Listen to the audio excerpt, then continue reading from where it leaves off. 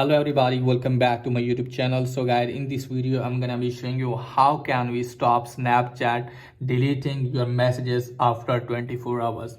So first of all guys, what you have to do is just simply have to launch the Snapchat app, and after that guys you can find the messages app first here.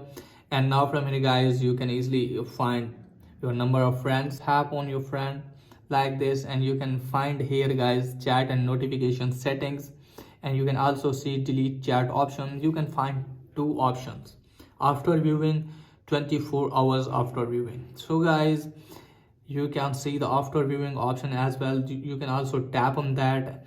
Now chat will be deleted after viewing, and you can also find 24 hours after viewing. So here are the two options. You don't have the option to stop Snapchat deleting your messages in 24 hours. Okay guys, here is one possible way guys. You have to take the screenshot of chats as well. Okay guys, if you don't, then your chat will be deleted after 24 hours, because there are two options for you. So it's not possible for you to stop the Snapchat app.